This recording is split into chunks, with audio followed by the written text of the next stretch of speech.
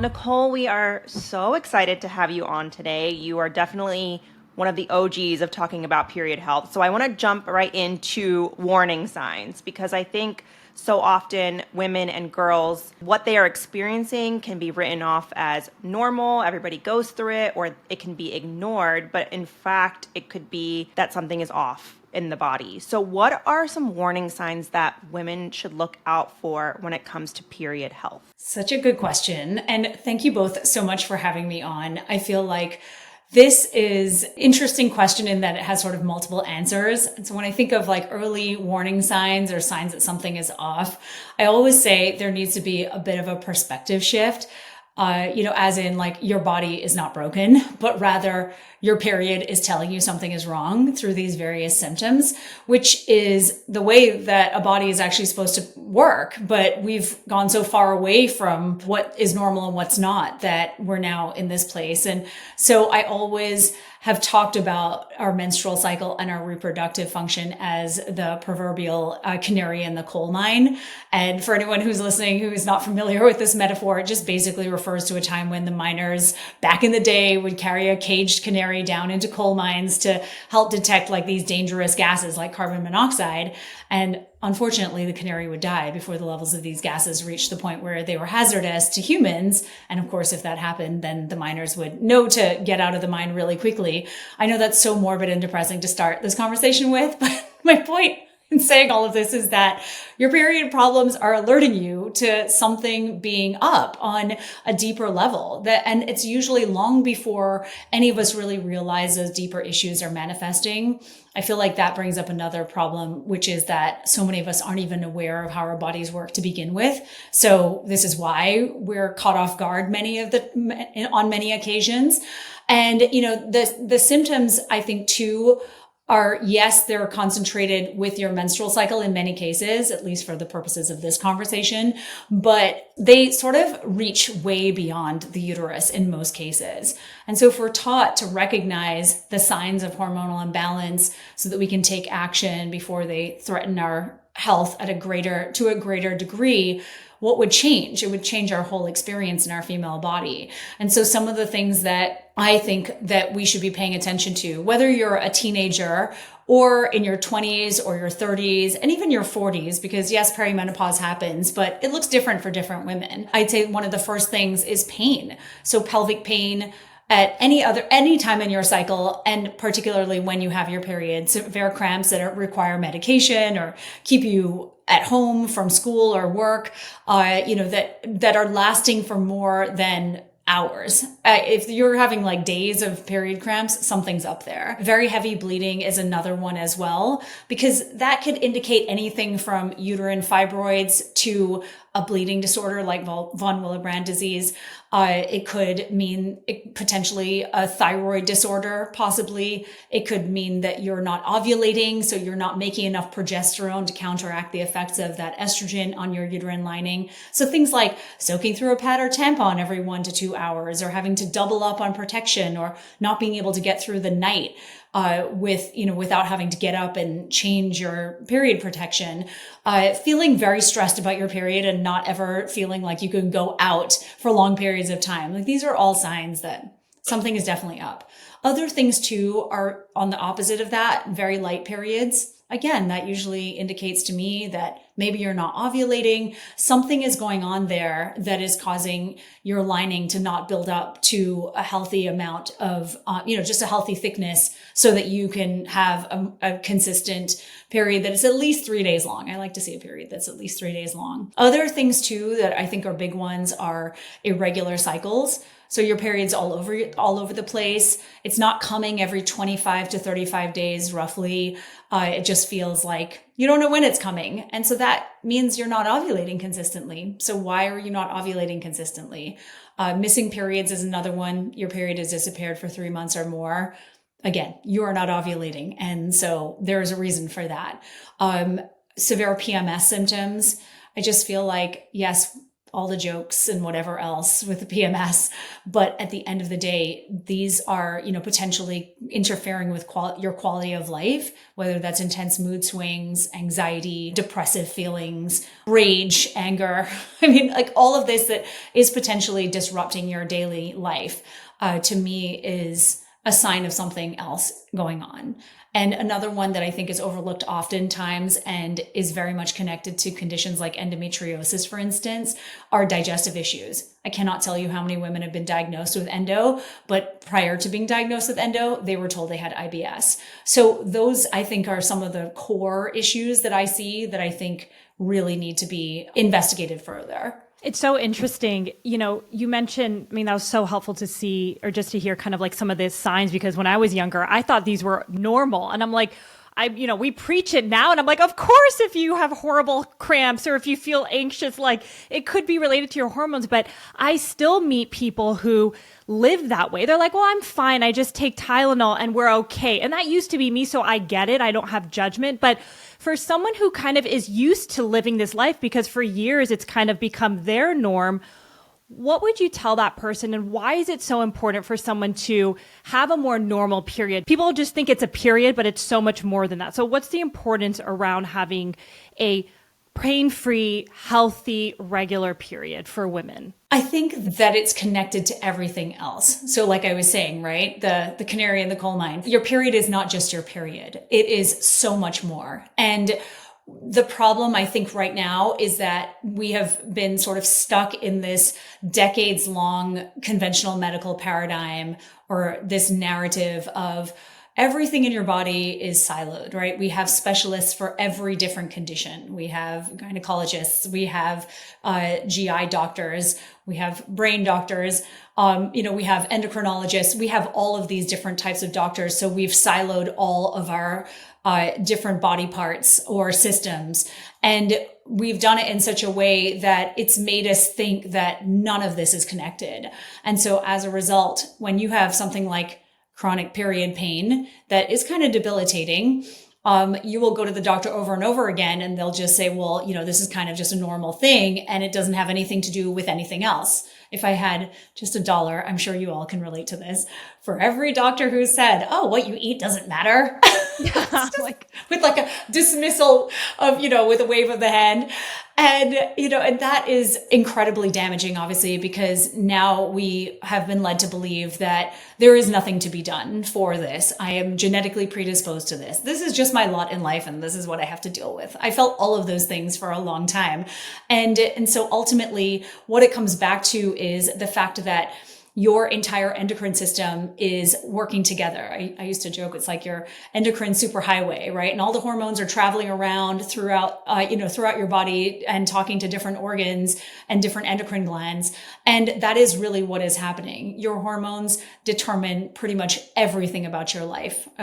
How hungry you are, whether you want to sleep, how much energy you have, what mood you're in, and I could go on and on and on.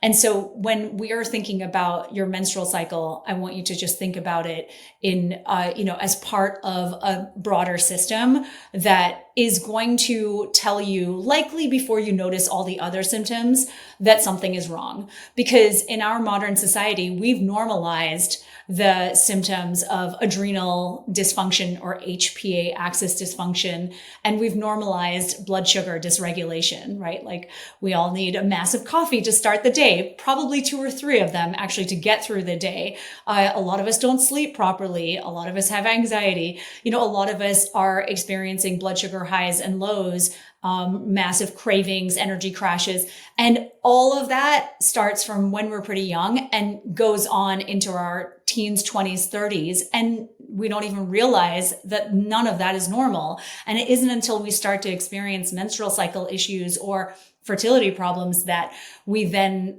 realize something is wrong. And so all of this has just sort of been simmering below the surface for a really long period of time. So that's really the gist of it, is that in order to get, our menstrual cycle under control, we have to look at like the upstream and what's happening on, on a bigger scale.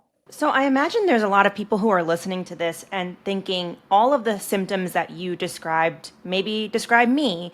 and now I'm a little bit freaked out. So like, what do I do next, right? And there's so many amazing resources such as yourself, but in these cases, you need sometimes medical intervention. So if somebody's going to their provider, if they're going to their practitioner, what are the types of questions that you recommend they ask to kind of dig deeper into what is happening in their body? Yes, it's such a great question. And I feel like it's also really layered, as you both know, because of the system that we all find ourselves in. And hey, I had an appendectomy 2.5 years ago, and I love modern medicine. I can't believe what they're able to do, truly. And at the same time, I feel like we've placed an almost impossible burden on medical doctors because this is not their expertise, right? This is not what they should be dealing with, all of these sort of chronic issues that so many women find themselves dealing with. And so first and foremost, I encourage women to approach their healthcare appointments and their health with curiosity and confidence. Sometimes you got to build yourself up for that, because I feel really strongly that the symptoms are valid and we have a right to understand what's happening in our bodies.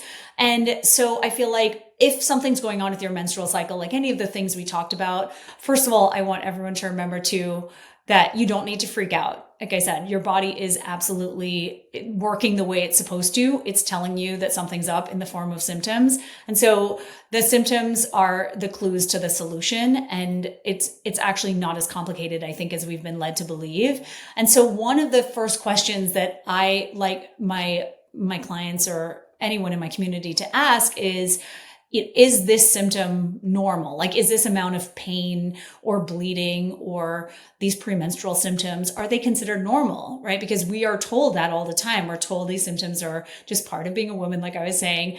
Often they are not. And so asking those questions encourages your provider to clarify what's normal versus what needs attention. And then one of the other questions that I think can be asked is, can we do further investigation into figuring out why I'm having these symptoms? Because oftentimes PCOS, thyroid dysfunction, obviously endometriosis, adenomyosis, these are all pretty significant conditions. Even low progesterone, estrogen dominance can show up pretty clearly in labs or via ultrasound if you have fibroids or something structural, but they'll go untested in many cases unless you ask. And so understanding what to ask for, I think, is hugely important, because oftentimes I feel like doctors will actually, they will go along with what you're asking if you come in there confident and, clear on what it is that you want. And I think another thing too, again, this depends on the type of doctor you're seeing and how often you've seen the doctor and whatnot, but asking like what could be the driver of these symptoms, right? Like, instead of going straight to a prescription, ask what might be driving the issue. Is it my stress? Is it my diet? Like my thyroid, my gut? What could be happening that's causing me to feel the way I feel right now? And then also, again, like, you want to make clear your intentions. So are there lifestyle and nutrition changes that I could try before jumping to this medication? In fact, I'm actually dealing with this with one of my dogs right now. Her thyroid is low and the vet wants to immediately jump to thyroid replacement. And I was like, wait, what? There's no way. So for me, I'm working with another vet, a holistic vet on the side of my regular vet. And she is advising me on various things that we can do to see if we can get her thyroid to normalize. But we're doing all the testing and this is, to me, is crazy, right? Because it's the exact same situation where they just test like 2 thyroid markers, which don't really give us a clear picture of the thyroid. So now we're going back to test like autoimmunity, so thyroid antibodies and TSH, because they never even tested TSH, and a few others. And so I'm asking all the questions and the vet's like, are you a doctor? So it is just really amazing to me, though, how all of this will get overlooked unless you're coming armed and ready to have the conversation and to steer it in the direction that you want so that you're able to get the resolution of the symptoms that you desire. I was also just going to add another tip when you were talking about coming in confident. we interviewed an MD and we were saying, what can people do to be more confident when they go into the doctor and they're asking questions? And a tip that I never even thought about, and if you're listening, this could be helpful to help with that confidence, is she said, bring somebody with you, bring an advocate with you, bring your partner or bring a friend, and they can remind you, hey, you wanted to ask this, and make sure you ask it, or they can ask it for you. And I thought, oh, that's such a good tip, right? Like that you don't think, oh, maybe I could bring somebody with me who can remind me of all of the things that I wanted to ask. So I just wanted to add that for that confidence piece. It's such a good one, isn't it? But it's also kind of sad that we are in the situation we're in where we have to potentially bring someone. I don't know about both of you, but I've heard from so many women over the years that if they've said, if I bring my brother or my husband or my partner, I am taken more seriously. And that just really grinds my gears. But it's such an issue, but it can be helpful for sure. So if that's what you need to do, 100% you should do it. Yeah, it's so interesting. I have so many friends who I feel like I'm in the age where fertility is the topic. And they're like, man, if I knew to check my fibroids or to ask for an ultrasound when I was younger or to check my hormones and know what day to get my hormone testing. I know even for me, I remember like back in the day, they would test my hormones, but no one told me that it needs to be at certain times of the month, which is like so important. I think like Kea, like years ago, you told me that. And now I always ask, and the doctor's like, oh yeah, in your luteal phase. I'm like, good thing I asked, or else we would just waste money and my time. So even, I just think knowing what to ask is so important, and everything you both have listed off, I think is really crucial. And with the hormone testing, because people ask me this all the time, somebody actually asked me this like 3 days ago. What are some, I don't know if you can go into the weeds because I'm sure there's so much testing involved, but like high level, what are some of the things that they should be testing, and why is timing important for that? So like what should they advocate for themselves if they are getting this like preliminary blood work? Yeah, I feel like this is such a good question. I'm so glad you asked it because I was thinking about it coming into this interview, just because so many women say this, right? I had no idea what to ask for, and I just don't really know what hormones to test because what's even going on in my body, right? Everything feels so opaque, I think, to most women. And before I get into it, I want to say one of the last things coming back to the questions is always get written just written documentation from your doctor if they refuse to do any testing or to do an ultrasound or to do anything that you're asking for. Make them write it out that they are refusing and why they're refusing to do it. Just because it's really important to have that information for later on down the line. And usually when you tell them to write it out, they'll relent and they will give you what you want. So just pro tip. But in terms of like the hormone testing, so I'd say the first thing is, and this is really applicable to teens, 20s, 30s, as you get into your 40s and into the perimenopause window, things definitely shift. Although I feel like all of these hormones are still applicable. It just will look slightly different depending on what's going on with your ovulatory cycles. And so generally speaking, we want to be testing the basic sex hormones. So we want to test on day 3 of your cycle, usually days like 2 to 4, but day 3 is ideal. Estradiol, which is your predominant estrogen, will test something like DHEA, DHEAS, or sulfate. And then we'll test testosterone, and, we can test prolactin on that day as well. We will test FSH and LH. So that's follicle stimulating hormone and luteinizing hormone. And those two hormones are tested, or those two hormones come from your brain, talk to your ovaries. So those are helpful to know too. So you could just test those hormones on, like I said, day 3 of your cycle. And so a day 3 estradiol will tell you kind of what's going on with your estrogen. It's very early in your cycle still, but you want to know kind of that baseline estradiol, because FSH, if it's too high, for instance, on that day, when it's sort of at the beginning of your cycle, that tells me that something is going on where like your ovaries are not quite responding to the signals from your brain. So that FSH is being increased. And so your ovaries are just not responding properly. So for instance, like I'm in my mid 40s. So my FSH is definitely elevated on a day 3 test. Whereas like in your 20s and 30s, it should not be. So that, and LH is the same thing too. So FSH and LH can tell you a lot. It can tell you if your ovaries are strained and not operating optimally. It can potentially tell you if, or indicate PCOS, depending on how high they are and the ratio between the two. Oftentimes, if LH is elevated over FSH, that could potentially indicate or be one indicator of PCOS.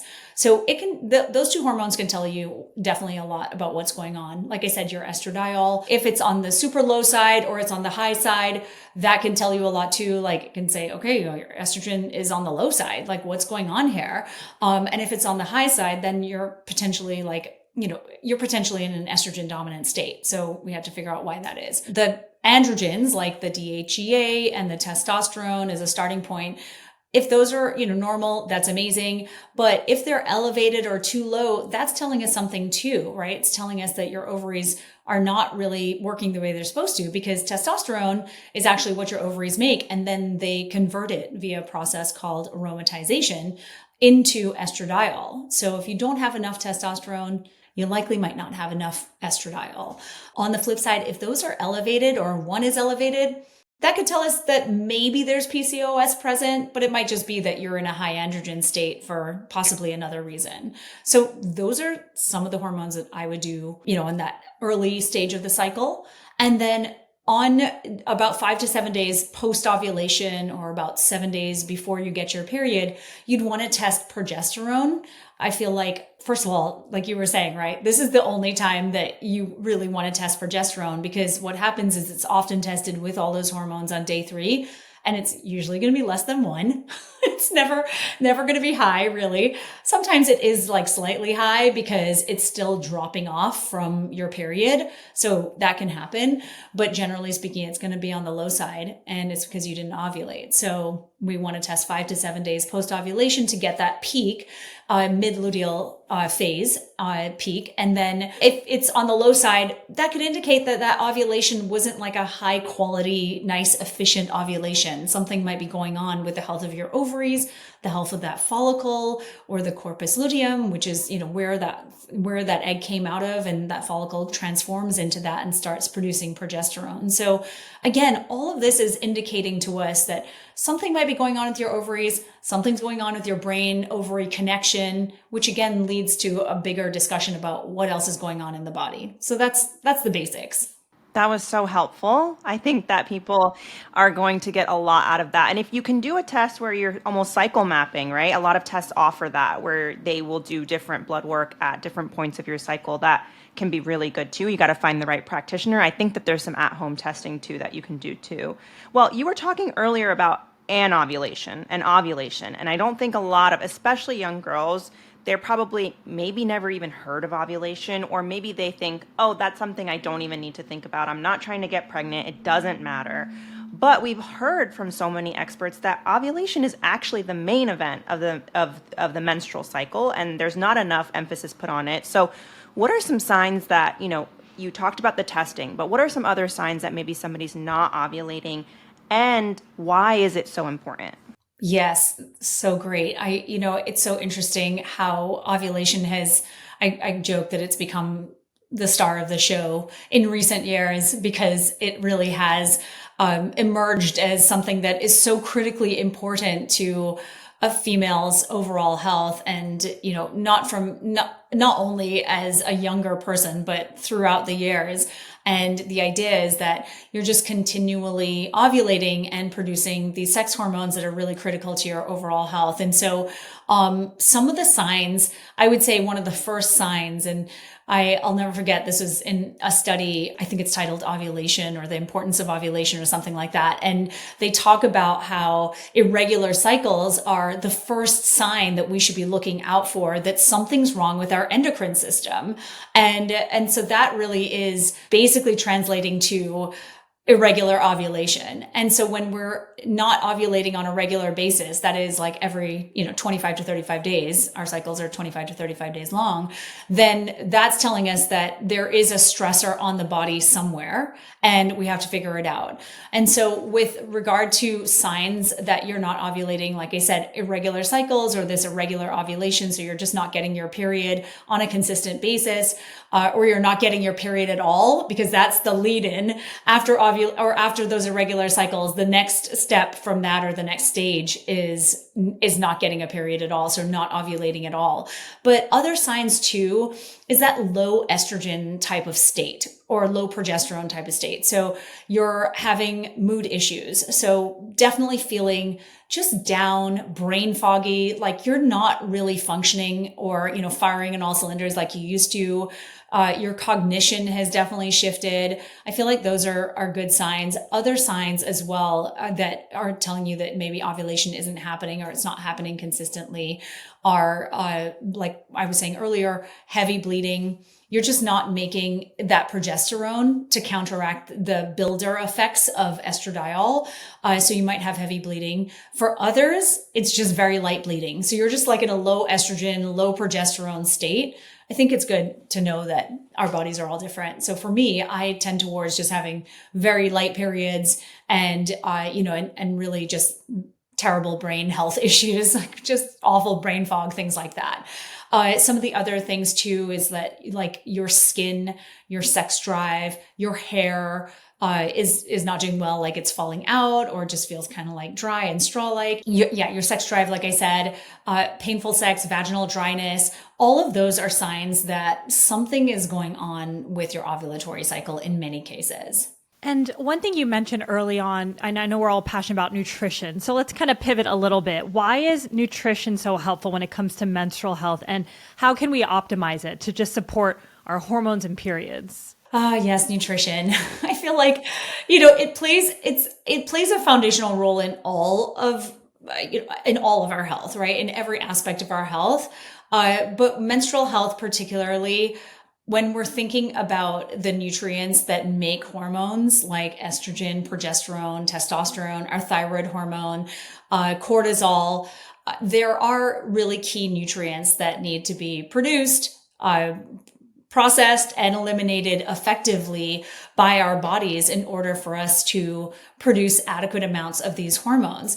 And so when our bodies are missing these raw materials, whether it's due to a poor diet or nutrient depletion in the foods that we're eating, this hormonal dance, I suppose you could say, and the menstrual cycle definitely start to get out of sync. And so when we're thinking about like just overall eating enough food is the first step. And that, I think, right, so many of us have, I think just from diet culture generally, have messed up our entire metabolism. I certainly did.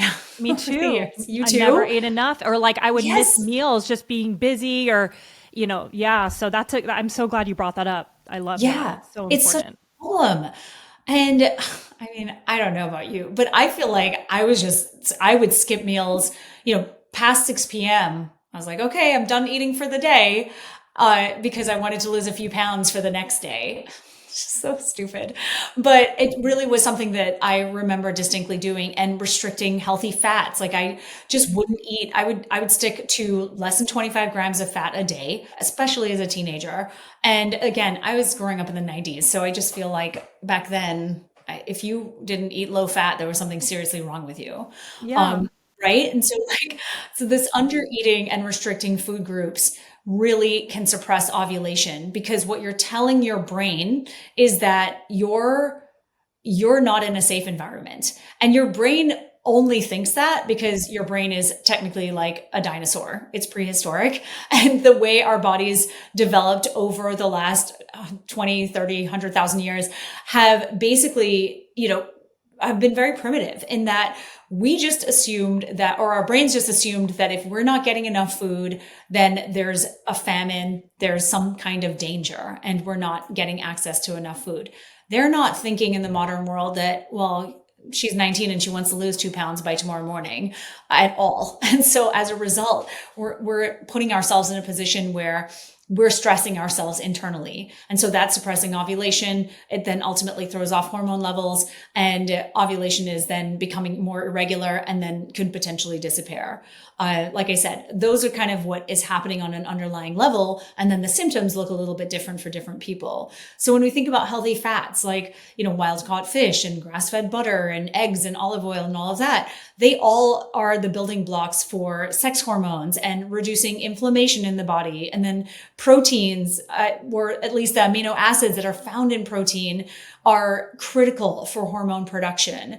And then, like when you think about just like the basics with regard to like liver detoxification, cruciferous vegetables, broccoli, Brussels sprouts, cauliflower, they're going to provide the nutrients that help phase 1 and phase 2 of liver detoxification. So you can metabolize your estrogens and your other hormones efficiently, because estrogen is use it and lose it hormone. So you use it and then it has to be removed from the body. Fiber as well plays a huge role in all of that too. So from all the vegetables, the root vegetables, the leafy greens, all of it, and fruit as well, that is going to help in the gut bind and eliminate those excess hormones that have been broken down by the liver. So there are so many things like B vitamins, for instance, those play a crucial role in ovarian function, particularly vitamin B6. In ovarian function, corpus luteum health, vitamin C as well plays a huge role in follicle health. So does vitamin E, vitamin A. These are all very important antioxidants that our bodies need. And yet we don't really focus on these individual nutrients as supporting ovarian function and hormone production as well. I remember being in school and learning about in my master's program, about the amount of vitamins and minerals that are needed for our body to function. And it really was a light bulb moment for me, because I was like, wait, people are not eating enough of these things to actually keep their body functioning properly, and nobody's telling them.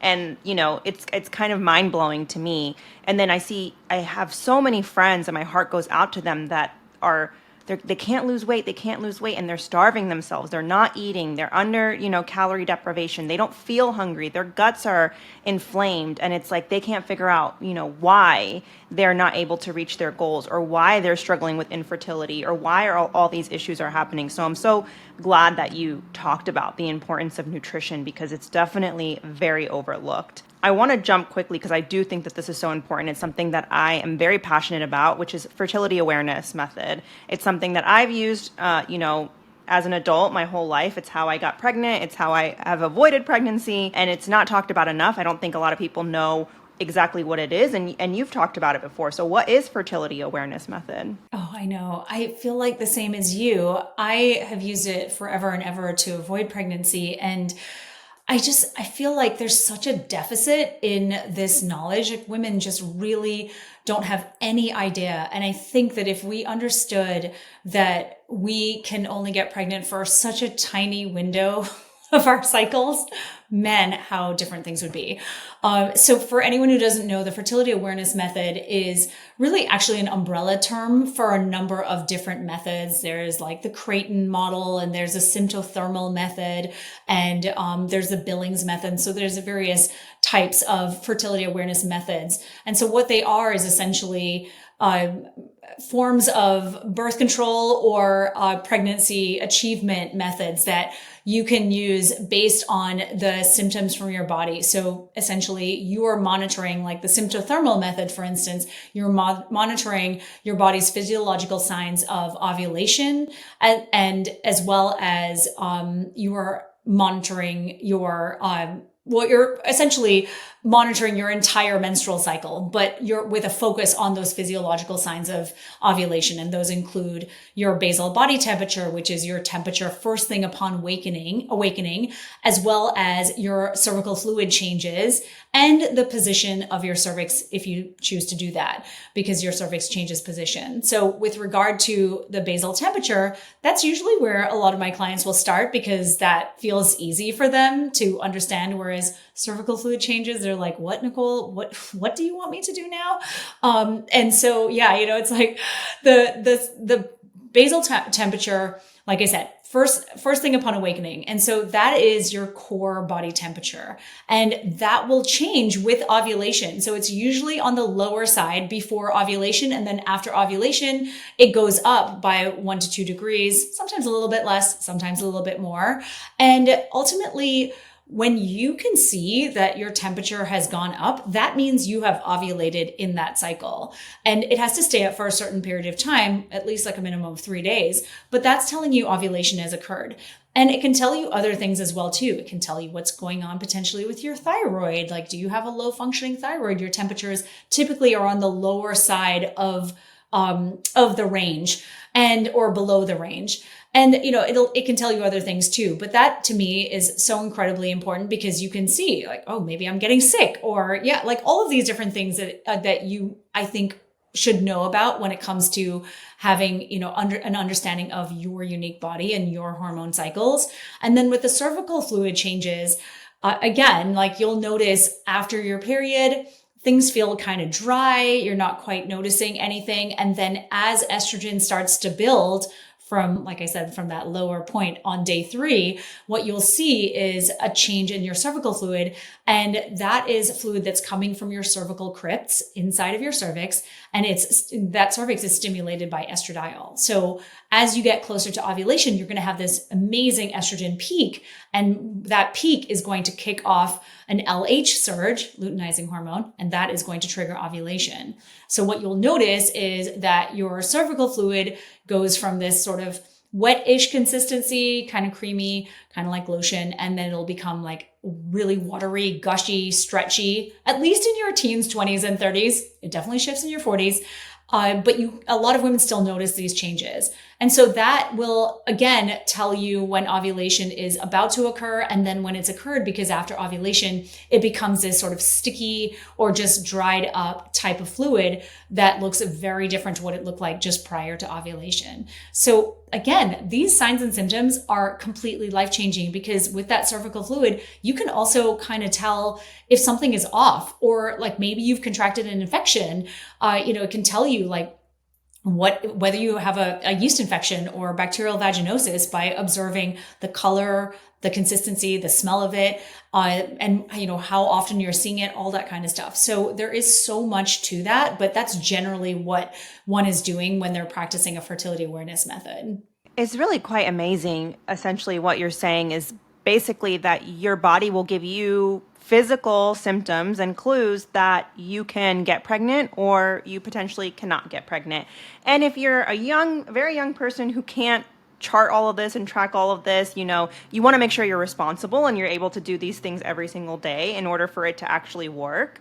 But if you learn these tools, they can really be so effective. And it's kind of amazing when you are in tune with your cycle, what you notice. Like, I started paying attention to all of this a few years ago, like really paying attention before I wanted to get pregnant a year before. And I started to notice like, I feel like warmer, my temperature, I don't get as cold today, or noticing changes in your cervical fluid, like you mentioned, or like I'm going out and like, why are guys hitting on me? Like even those like small things, right? They can be indications of where you're at in your cycle, or I'm feeling a little bit more introverted and I don't really want to be around people, or I don't feel like myself. So learning all of this can change your life, and it's really, really quite amazing to see. So any other things that we want to talk about in terms of cycle syncing? Do you subscribe to cycle syncing? I know you were saying that you're currently going through some changes, but is that something that you focus on in your life? I do. I really do. Especially, you both know this, if you own a business, it feels 24/7 and there's so much involved in it. And I find that if I am not diligently tracking my cycle, and again, things have shifted. I can talk about that too, because I feel like lots of women are talking about perimenopause these days. But at the end of the day, if I was not living in harmony with my cycle and really tuned into the different phases, I'm pretty sure I would be a disaster in perimenopause. I just feel like everything would feel like it's really coming out of left field for me. I truly can't imagine what it would be like if I wasn't really honed in on what's going on with my cycle. Because as I was saying, right? So things have started to change. And what that means when I say that is, My temperatures have definitely become a little more erratic. Ovulation is definitely pushing out later, because I said I have a tendency towards lower estrogen, lower progesterone, that kind of state. And so ovulation is coming a little bit later. Cervical fluid has definitely started to change. You just don't see the same consistent patterns that you would have seen like in your 20s and 30s. And so I'm using a Mirror device where I'm testing my hormones via urine, which is, kind of amazing. You were talking about this earlier. I think we were talking about cycle mapping testing and things like that. And this will help you see what's going on with your hormones throughout your cycle. And you're not necessarily dependent on your temperature or your cervical fluid.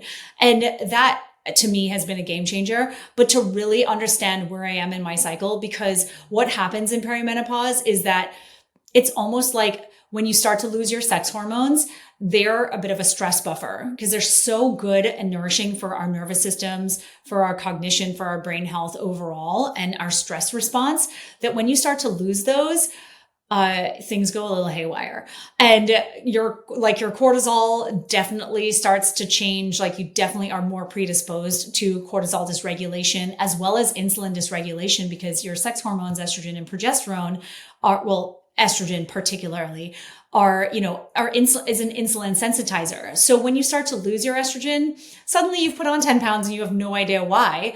And that's usually what's going on for women in their 40s. And they're like, I haven't changed anything. I can totally attest to this now. But what my point in saying all of this is that if you aren't living in harmony with your cycle, the whole world is going to feel a little chaotic to you. And you're going to constantly feel like you're being caught off guard by your menstrual cycle and your body. How many times have we heard this? Women are just like, I've been acting totally crazy for the last 3 days, and then I just got my period today and I just had no idea what was going on. Or, I thought I was pregnant because my period was late. And I'm like, well, your period wasn't late. You ovulated late, but you didn't know you ovulated late because you haven't been been tracking. And again, it's not a diss on anyone. It's just that we don't really know to do this stuff. But I agree with you. It has truly been a game changer in my life. And I don't know how I would live without it, because it feels like my compass almost.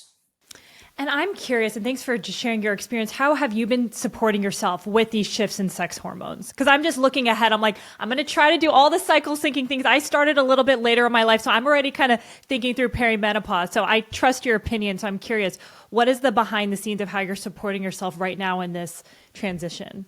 I love this question, because I was just having this conversation with another practitioner who's also in her mid 40s. And she was asking me the other day, like, now that you're deep in this, what is it that you feel you've really had to seriously focus on, like non-negotiables? And when I really think about it, oh my gosh, the blood sugar balancing thing. Oh my gosh, you guys, like in your 20s and 30s, yeah, girl, that's important. But when you're in your 40s and your 50s, it is literally like your life depends on it. It's what it feels like. I just want to do a little science lesson here, because I think it's so important for us to understand, like, how does blood sugar even affect my menstrual cycle? What? Or my hormones. But when you think about cortisol and insulin, they work hand in hand. They raise each other, or they'll lower each other. They'll cause problems for each other, but then they have all this downstream effect on your sex hormones. And one of the ways that insulin does this is that it causes so much inflammation. So high blood sugar and insulin resistance are pro-inflammatory states, meaning that they start to harm your cells. So in fact, they harm your endothelial cells, which are all the cells that line your blood vessels. And we have a lot of those cells, by the way. We have something like 60,000 miles worth of arteries and veins and capillaries in our bodies. And so when we have this elevated blood sugar, insulin resistance issue, it's a really big problem for us. And we start to produce more pro-inflammatory substances the longer we are in this insulin resistant state, or we're in this high blood sugar state. And this can really impact everything. So women in their 40s, they start to, like I said, they start having this brain fog, and they start having energy issues. And it's almost like your mitochondria are struggling. They're just not quite working the same. It becomes harder to work out, which compounds the insulin issues, because the insulin issues are caused by the loss of your estrogen. So it's like this whole cascade of events that is happening, and you just feel again, and then you start to feel more stressed because the insulin resistance is a stressful state. So it's like all of this stuff happening. It's like a perfect storm. So I would say, if there's anything you would ever do, it's like really honing in on the blood sugar situation and addressing any kind of like insulin dysregulation that comes with that. And then the stress piece, we talk about perimenopause, or like the 40s, I think that decade, as this decade of like profound change. It's like this huge transition. And just thinking of what happens when you go into puberty and as you go into your teenage years, that's a really profound transition too. You're going from being in an anovulatory state. Your ovaries have never done this thing called ovulation, and then they do it. And it's hairy for most kids. And this is exactly what this feels like in your 40s as well. And so I feel like the stress piece and the nervous system regulation that is almost required of you, or you will literally lose your mind. I know I'm being so dramatic, but it really does feel that way.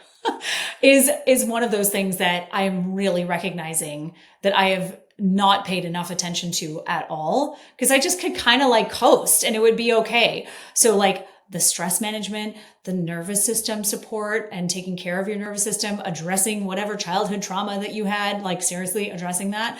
And the sleep component, it's like, I was joking with one of my team members yesterday, because she's like 32. And I was like, girl, I am just tired. And she was like, oh my God, I don't even want to deal with my 40s. And it's just so true. It's like full body impact. So that's why I feel like you really have to dial in all this stuff. And you're going to get to the point where you're just like, I just don't have the energy for any of this. So you're really like, a lot of us, I find, get on the no train and we're like, we're happy to be here. Bye. So those are some of the wonderful things you have to look forward to, darling. Oh my goodness. It's so funny because you were mentioning puberty basically, and it's like, why do we get all these life events that just completely, throw us for a loop? I'm 8 months postpartum. My sister's going through perimenopause. We're on the phone with each other every day. I'm like, I'm losing my words. I don't know, what's going on half the time. I'm so tired. And she's like, me too. And it's like all these different life stages that women have that just completely can shift things. It's kind of crazy. But going back to, something that I feel like I've been hearing about more younger women who are in their 30s having early menopause, sometimes even in their 20s, I've seen it happen. Women who are losing their periods, experiencing amenorrhea, irregular cycles. Let's talk about that for anybody who's listening, who's kind of like, I'm young, like, why is this happening to me? What do you say to people in your community who are like, I don't have a period or have a irregular cycle? What are the steps that they should be taking to get their cycle back?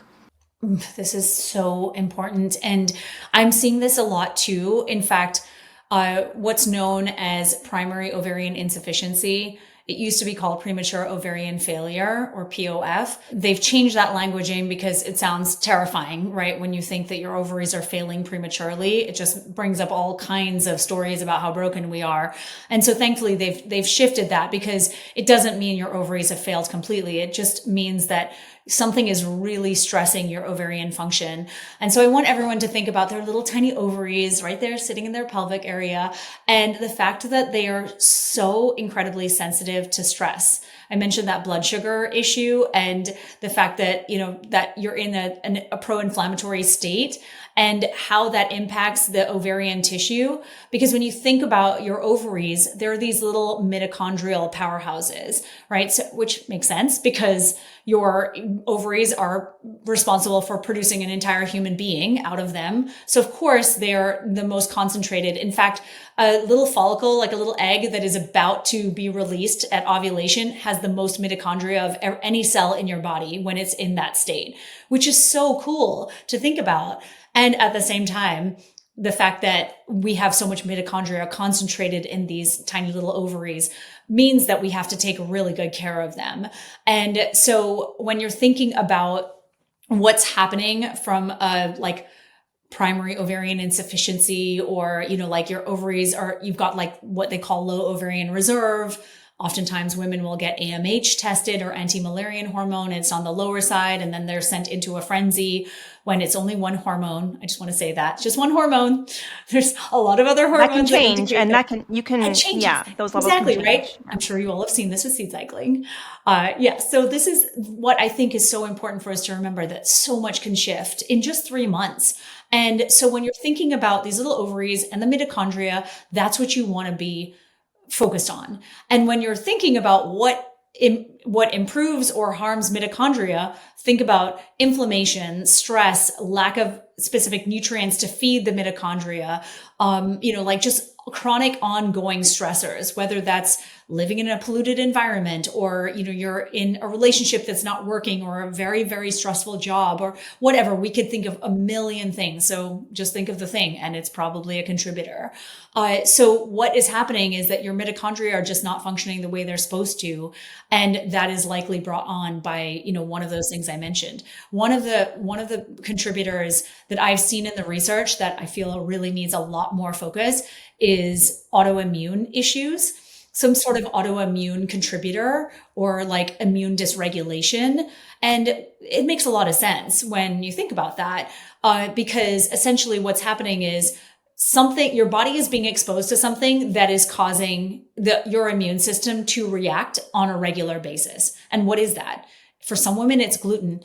I cannot tell you, ladies, how many times I've seen women who are either non-celiac, gluten intolerant, or they have celiac disease and they don't have a period, or they have seriously irregular periods, and they cut the gluten out and suddenly they have a regular cycle again and they can get pregnant again. It's crazy. So what I'm saying is that it could be multiple things, but we have to start with the most basic foundations. And I find that I constantly have to clear the decks with women because they've tried like a million supplements, and this guru said this thing and this person said that thing. And so they're just sort of like grasping, and I get it because it feels so desperate.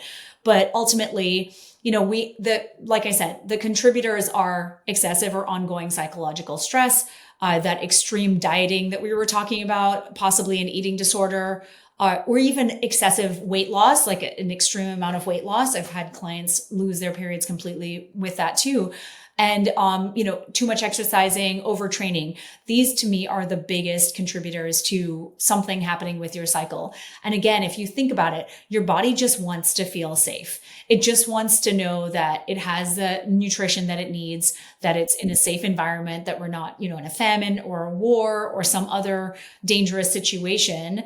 And all of those contributors make it feel unsafe. And so we just have to get back to that place of nervous system regulation in order to get our cycle back on track in the majority of cases. Obviously, there are some outliers, but that's generally what I would say to anyone who's dealing with something like this. I haven't heard this often, but I love how you mentioned whatever makes your body feel safe, like multiple times throughout this interview, because I think about my own hormonal journey and my own path the past, 4 to 6 years. It's like everything you're saying. Sleep was something I started first, eating 3 meals a day, blood sugar. I learned what that was. And like nervous system support, breath work, like all these things to make me feel safe has been key. And like you said, to show up as my best self, to run a business, run a podcast, still like feel normal, right? And I think that's why I'm personally so passionate about health, because I feel like it allows us to be the best person that we can. So I just wanted to underscore that, because sometimes it's like, well, what do I need to do? Like, what's going to make you feel good and safe? I love that. It makes it feel very, I think, approachable. I mean, like when you think about your body perceiving danger, again, whether that's too much exercise or just not enough food or calories, it's just going to go into energy conservation mode. And the reason it's doing that, again, because your body's smart, it's not just trying to make your life a living hell. It's doing that to safeguard other, more vital processes, such as your brain and your heart function. And ovulation takes an insane amount of energy every month. Like when you think about that corpus luteum, it's like multiple centimeters big. It takes over your whole ovary.